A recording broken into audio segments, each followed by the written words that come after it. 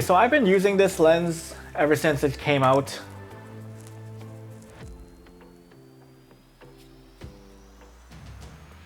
Seven months now.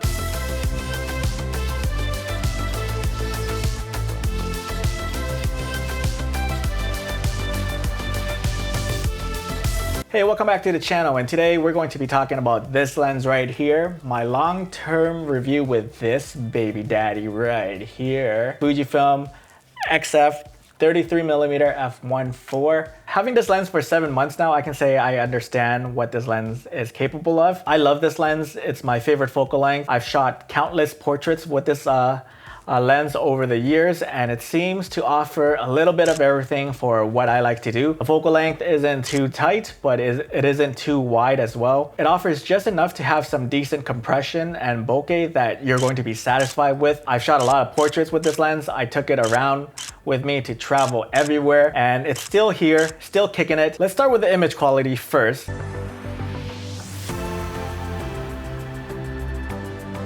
The image quality is absolutely great.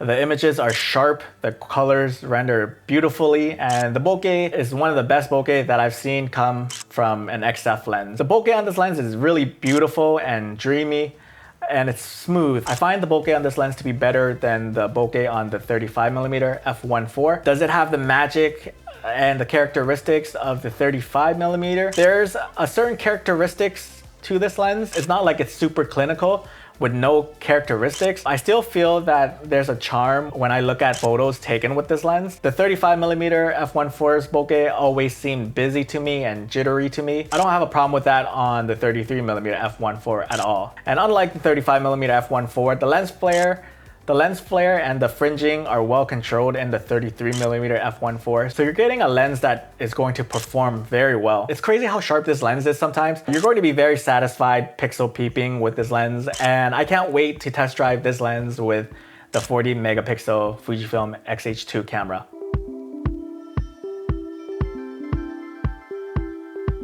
The autofocusing on this lens is probably the best I've seen since the 90mm f2 for photography. I was praising how good this lens was at autofocusing when I was using the XS10, and now that I have the Fujifilm X-H2S, it's even better. It's too good paired with the X-H2S, and it gets almost everything and misses very few with that combo. And I think with the Fujifilm X-H2S paired with this lens makes me feel a bit happier about myself that I didn't just go on and spend some money on the Fujifilm X-H2S when there's a Fujifilm X-H2 for $500 less.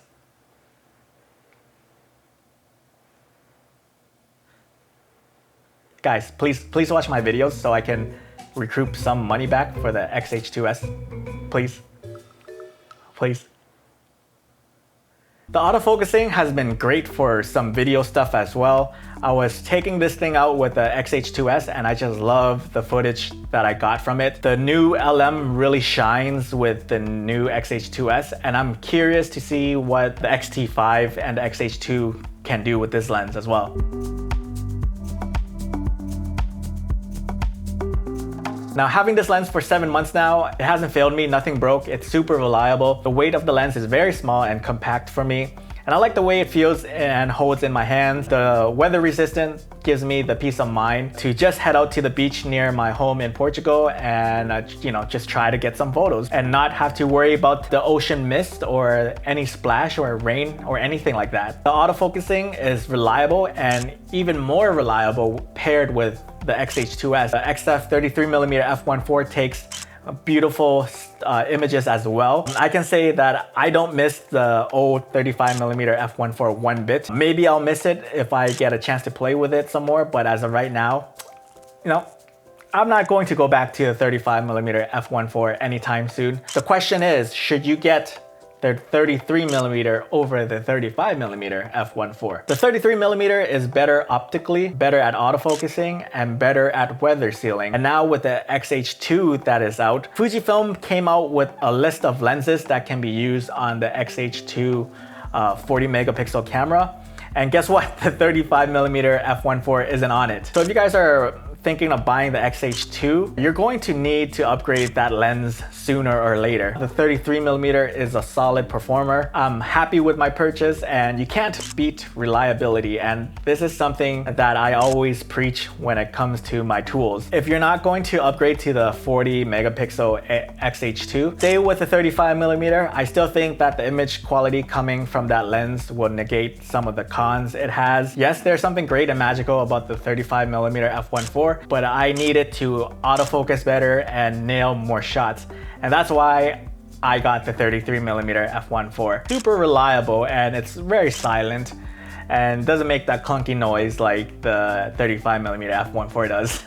And if you guys are interested in the 33mm f1.4 or the 35mm f1.4, I'll leave some links to it down below for you guys to check out.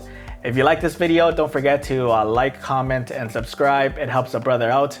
And don't forget to follow me on my social media platforms at Iamtongue. I'm on Instagram, TikTok, Twitter, and now Vero, guys. Vero? Follow me on Vero. That's about it for me, guys. Once again, my name is Tongue, and I'll see you in the next video. I love you.